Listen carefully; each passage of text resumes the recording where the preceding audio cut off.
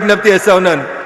PCC అధ్యక్షులుగా మీరు, అప్పటి భారతీయ జనతా పార్టీ రాష్ట్ర ప్రధాన కార్యదర్శిగా నేను మల్లన్న సాగర్ ప్రాజెక్టు నిర్మాణం జరుగుతున్నప్పుడు మేము ఆ ప్రాంతాల్లో ఉన్నటువంటి పల్లెల్లో నిద్ర చేసి మల్లన్న సాగర్ పూర్తయితే దుబ్బాక శాసనసభ నియోజకవర్గంలో ఉన్నటువంటి ప్రతి పొలానికి నీళ్లు వస్తాయని, నష్టపోయినటువంటి రైతన్నకి నష్టపరిహారం సరైన రీతిలో అందిస్తామని చెప్పి ఆ రోజు ప్రతిపక్ష నేతలుగా మేమందరం కొట్లాడడం జరిగింది. ప్రాజెక్టు నిర్మాణం పూర్తయింది.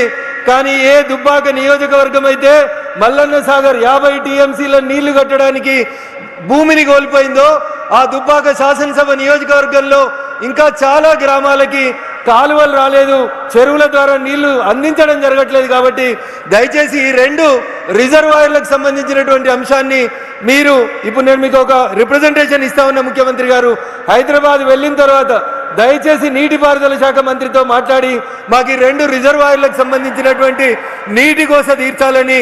మొదటిసారి మీరు సిద్దిపేట జిల్లాకి, సిద్దిపేట ప్రాంతానికి మొదటిసారి వచ్చినారు కాబట్టి ఈ ప్రాంత రైతన్నుల కష్టాన్ని మీ దృష్టికి తీసుకొస్తా ఉన్నాం.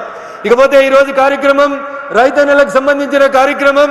ఆయిల్ ఫెడ్ మనం పెట్టుకోవాల్సినటువంటి పామ్ ఆయిల్ మొక్కలకు సంబంధించి మొట్టమొదటిసారిగా తుమ్మల నాగేశ్వరరావు గారు ఖమ్మం జిల్లాలో ఈ పంటని బాగా అభివృద్ధి చేస్తూ ఉన్నారు.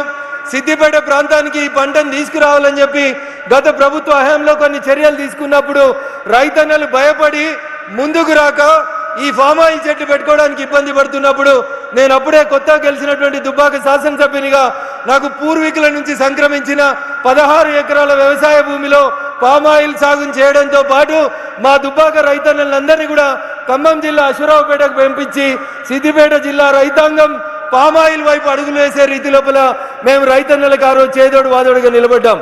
అటు భారత ప్రభుత్వం ఇటు రాష్ట్ర ప్రభుత్వం పూర్తిగా పామాయిల్ మొక్క దగ్గర నుంచి మొదలుకొంటే పంట వచ్చే 4 సంవత్సరాల దాకా భారత ప్రభుత్వం ఒక రైతుకి ఒక ఎకరాకి 4,200 రూపాయలు నగదు ఎట్లయితే ఈ రాష్ట్ర ప్రభుత్వాలు రైతు బంధు, రైతు భరోసాలు ఇస్తా ఉన్నాయో అదే రకంగా పామాయిల్ వేసుకున్న ప్రతి రైతుకి 4 సంవత్సరాలు పంట వచ్చేలోపు ప్రతి ఒక్కరికి ఎకరాకి 4,200 రూపాయలు ఇస్తూ భారత ప్రభుత్వం ఈ పంటను ప్రోత్సహిస్తూ ఉంది. అన్న చాలా మంది వేసిర్రు, ఇంకా మేము వేయాలన్నా? ఇప్పటికే తుమ్మల గారు తెలంగాణలో 3 లక్షల ఎకరాల్లో వేసిర్రని చెప్తున్నారు. ఇంకా మేము వేస్తే పామ్ ఆయిల్ పంటకి రేట్ వస్తుందని చాలా మంది రైతులు గ్రామాలకు పోయినప్పుడు అడుగుతా ఉన్నారు.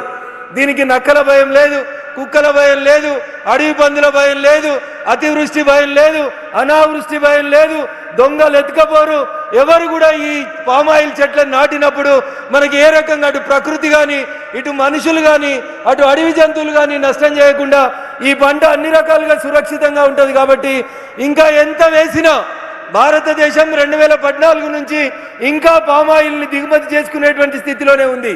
కాబట్టి మనం ఈ రాష్ట్రంలో ఇప్పుడు ఉన్నటువంటి 3 లక్షల ఎకరాల పామాయిల్ సాగుని 10 లక్షల ఎకరాలకు విస్తరించిన రాష్ట్ర ప్రభుత్వం, కేంద్ర ప్రభుత్వం పామాయిల్ సాగుని ఎంకరేజ్ చేస్తుందని, మీకు కావాల్సినటువంటి డబ్బులు పూర్తి స్థాయిలో అందిస్తుందని ఈ సందర్భంగా తెలియజేస్తూ రైతన్నల్ని క్రాప్ డైవర్షన్ వరకు క్రాప్ ఎప్పటికీ వరి నీళ్ళు వచ్చినాయి కదా అని వరి పంట వేసే బదులు పంట మార్పిడి విధానం వైపు రైతన్నలు ముందుకెళ్లాలని కోరుకుంటూ హార్టికల్చర్, సెరికల్చర్తో పాటు పామాయిల్ సాగులో కూడా రైతన్నలు మరింత నైపుణ్యం సాధించే రీతిగా వ్యవసాయ శాఖ అధికారులు, ముఖ్యంగా మంత్రి తుమ్మల గారు పడుతున్నటువంటి కష్టానికి మనందరం కూడా వారిని అభినందిస్తూ ప్రతి రైతు పామాయిల్ సాగులో ముందడుగు వేయాలని చెప్పి కోరుకుంటూ ఈ జిల్లా సమస్యలు మరికొన్ని ఉన్నాయి ముఖ్యమంత్రి గారు, వాటిని రాతపూర్వకంగా మీకు అందించాలనుకుంటున్నాం. ఉదాహరణకి గజ్వేల్కి రింగ్ రోడ్ అని వేసిండ్రు, 10 ఏళ్ళైంది రింగ్ రోడ్ ఇంకా పూర్తి కాలేదు. ముఖ్యమంత్రి గారు కొంచెం ల్యాండ్ ఎక్విజిషన్ 2-3 సమస్యలు ఉన్నాయి. గజ్వేల్కి సంబంధించినటువంటి ఆ రింగ్ రోడ్ పూర్తి చేయాల్సిందిగా కోరుతా ఉన్నాం. అదే రకంగా నేను గతంలో ప్రాతినిధ్యం వహించినటువంటి దుబ్బాక శాసనసభ నియోజకవర్గం రాష్ట్రంలో అనేక రకాలుగా కొంత వెనుకబడి ఉంది. భవిష్యత్తులో ఏమైనా పరిశ్రమల్ని మంజూరు చేయడానికి అవకాశం ఉంటే దుబ్బాక శాసనసభ నియోజకవర్గాన్ని మీరు ఎట్లయితే కొడంగల్ వైపు ప్రతి అంశాన్ని మీ వైపు డ్రైవ్ చేసుకుంటా ఉన్నారో అట్లే మా దుబ్బాక వైపు కూడా ఓ కన్నుంచాలని దయచేసి కుడి చేయి కొడంగల్ అయితే ఎడమ చేయిని కనీసం దుబ్బాక వైపు చూపించాలని ఈ వేదిక ద్వారా గౌరవ ముఖ్యమంత్రి గారికి విజ్ఞప్తి చేస్తూ కొన్ని రోడ్లు, కొన్ని కాలేజీలు మీకు వినతి పత్రం అందజేస్తా ఉన్నాం.